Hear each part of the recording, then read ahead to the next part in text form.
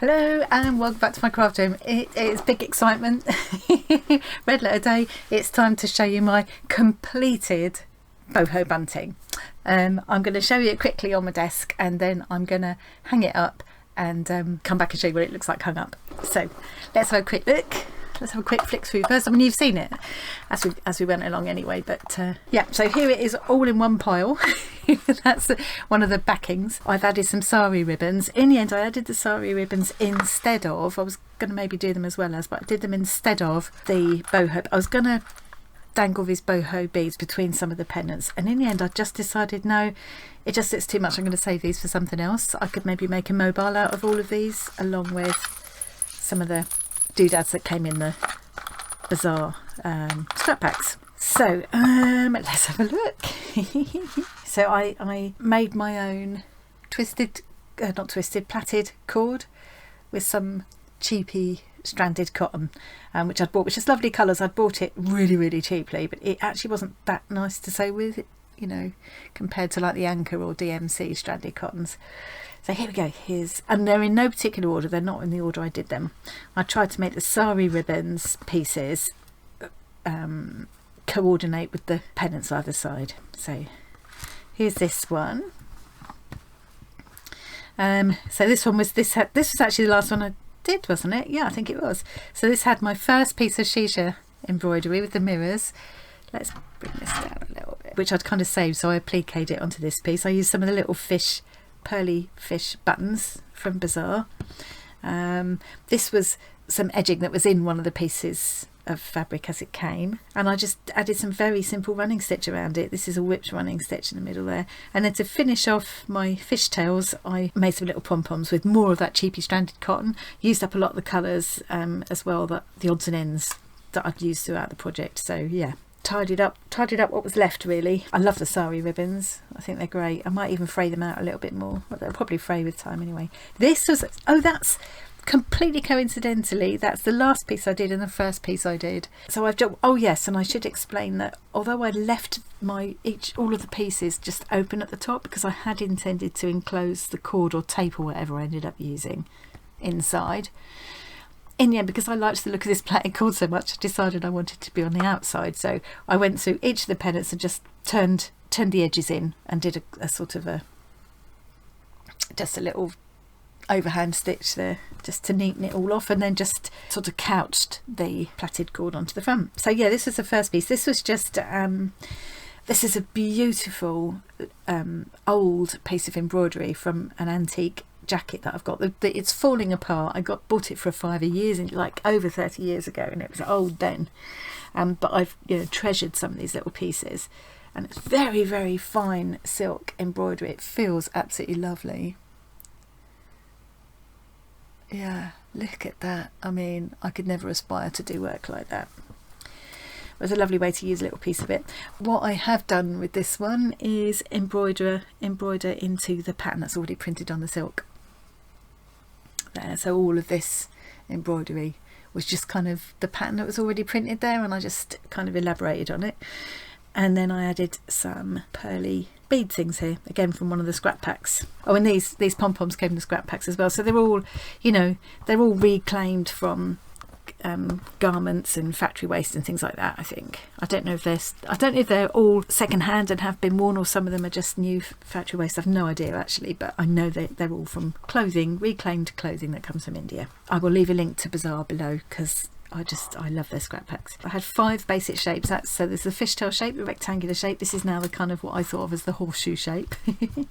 And this spirally kind of motif again came in one of the scrap packs, but I just stitched into it. I just added some more details and one of these little pearly buttons and more of that stitching over the pattern that was already printed there.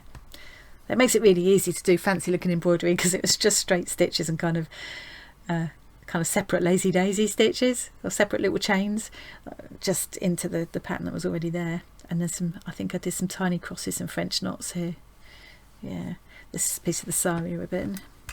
Yeah, so this one, this is a crocheted heart that I'd actually made myself years ago and it's just been knocking around in my odds and ends drawer. And then I did this was called Palestrina stitch. I'd never come across it before. Sarah Humphrey Embroidery has there's a YouTube channel called Sarah Humphrey Embroidery, and her tutorials are amazing, and she showed how to do this palestrina stitch and lots of other things. Yeah, so I just kind of used various different stitches to outline the heart, and then I used a bit of this kind of piped edging. With this one, because it's quite short anyway, I've added the cord right along the top there. And then I used one of my boho beads that I made along. I can't remember which week I made the boho beads, but I don't think it was this one, but I made lots of them. That's where these have all come from. So I used another one here, and I did some little silky cord tassels that I made again years ago. Been knocking around for ages. This has been a great project to use up some of those odds and ends in such a way that I will now enjoy them, because they'll be hanging up. I love this sari ribbon, such beautiful colours.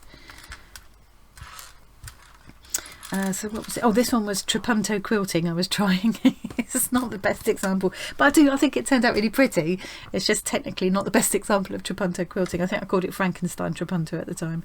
So this bit in here was my attempt at trapunto quilting, where you kind of stuff it from the back, and then this line here is also stuffed with a couple. I think I used a couple of thicknesses of wool, and then I just added various decorative stitching around it. All of my stitches were really, really simple. That's about the most complicated one, that fly stitch there. Nothing complicated at all. I think using these beautiful silks, it just kind of, you can go wrong really. They're just so lovely. So part way through I got some more silks from Steph Francis as well. So some of those, I think this one was actually Steph Francis, because I've got them by then. Oh, and I did the beady edging on this one. Beads that came in the Bazaar scrap packs again. Yeah. That's really, really easy to do. It looks quite cute, I think.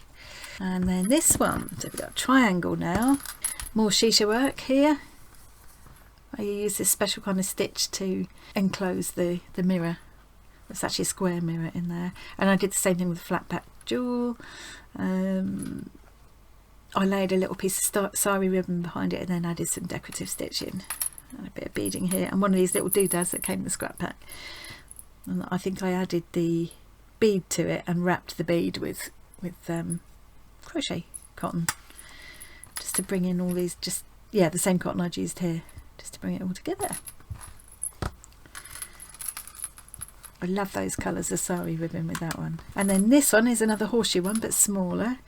This was I cut these pieces out of one of the scraps from Bazaar. I think it would have been the front of a top. They were all around the neckline or something, so I cut them out, applied them onto here, added some decorative stitching, stitched into the pattern on the fabric again, added some more of those little mother of pearl flat beads.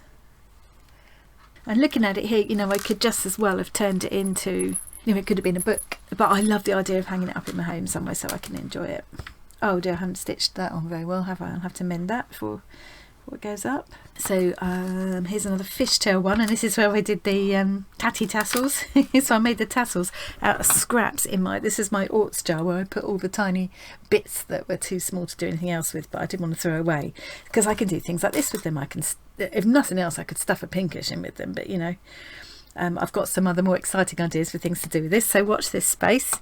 But yeah, I loved making these tassels, really enjoyed them. I thought it was a lovely way to use the scraps, and automatically goes with all of the pieces because they're offcuts from all of the pieces. So more shisha work here with the flat back jewel, and lots of mostly straight stitching, but then I've done some kind of half lazy daisies again into the pattern that was printed on the fabric. You can see the pattern that was there, and I've just stitched over it. That one, I love those colours. I think the sari ribbon works really well. And then another rectangle, little dinky one this time. This was small but mighty, this one. I really enjoyed it. I love that orange pom-pom. I always love orange clashing with a bright pink like that. But the fun part about this one was I tried 3 different ways of making holes. So there's the hole in the middle, where I just cut a hole and made an eyelet. There's the hole around the outside where I made kind of little blanket stitched bridges, and then cut in between them, cut all of that section away, so it was only the bridges holding the whole thing together. I don't know if that makes sense. And then this is the most fun of all. I made the bridges, and then burnt out holes in between using a soldering iron. Huge fun that was. Worked out way beyond my expectations. I will definitely be having a go at that again. Oh, look, focusing right close up. Look at that. Huge fun that was. Huge fun. This is the first one. Hadn't quite got the measure of the soldering iron at that point. They're all different sizes and all different shapes, and I like that. I did that deliberately. I look at the colours of the sari and how that, like, it just brings everything together, I think.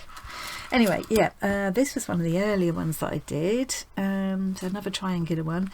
I did another, this might have been the first tatty tassel that I made then, and I've layered it up with it. There's one of the pom-poms out the Bazaar pack there, and there's not a bead in there, that's just where I've bundled all the pieces, all the scraps together. Yeah, nothing. This motif was actually in one of the scrap packs. I just, you know, stitched it onto there and stitched around it. I think the tatty tassel was the main feature for me that week. I really enjoyed that. Oh look, I really haven't done a very good job of stitching them on, have I? Oh dear, I have to go back over all of these and stitch them on before they get hung up in their permanent home.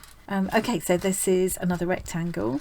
I did a Suffolk puff there, left it deliberately fringy in the middle, and put a piece of bright orange sari silk behind it for a bit of contrast, and then lots of mostly straight stitching, bit of couching there, and then some French dots here in the bright green to bring that colour down. And then I really enjoyed doing this beaded fringing to finish it off. Last but not least, so this was a weird one. So this one, it was the only thing I didn't like in the Bazaar scrap packs. It was like a kind of polyester artificial flower. I really didn't like it. It was like, you know, when you get those flowers that are made up of lots of layers, it was just like one section of them. Anyway, so I applied it flat onto this fabric, stitched it down, and then just did loads and loads of straight stitching into it. That's all just straight stitches. These bits here were just a running stitch which I then whipped to make it a bit more solid, so that in the end you couldn't really see that that had been a nasty artificial flower. I like it better now.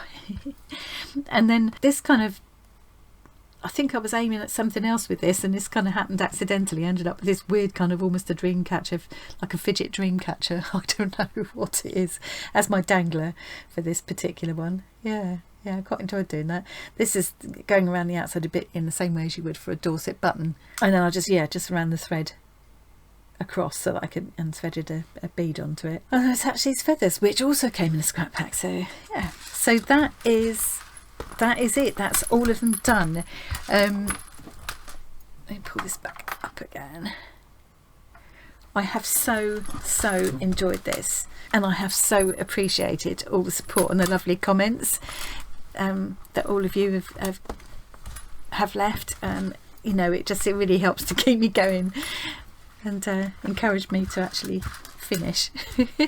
So that is, yeah, that's my boho bunting done. What I'm going to do now is I'm going to hang it up. I thought about putting it above my curtain, but there isn't room actually above, and if I put it where the curtain's actually hanging, I won't be able to draw the curtain back and forth, which I really need to be able to do. So what I'm going to do is I'm going to, so that, oh hang on, no, I'm pointing the wrong way. So that is where I thought I might be hanging it, above that curtain, but where I'm going to hang it, at least for the time being, is across here. So I'm going to stop and do that now, and then come back and show you, and I might just leave it there for a few days, but I think it will probably end up hanging in the conservatory downstairs, at least for a while. And we've just started to be able to sit out there again now. It's just sort of warm enough to be able to sit out there again now, so I think that would be good. I need to make sure it's hanging somewhere where the back doesn't show, because I mean the backs aren't awful. If I go back to the backs aren't awful, well, some of them are messier than others, but they're not pretty, you know, they're not really meant to be seen. So yeah, I need to hang it against a wall where the back isn't going to show. So I'm going to quickly do that in a minute, and then I will go ping, and there it will be, and you can see how it looks. Well, I've tried to find a way to hang that so that I can show you, and it's worked out about 2 meters long.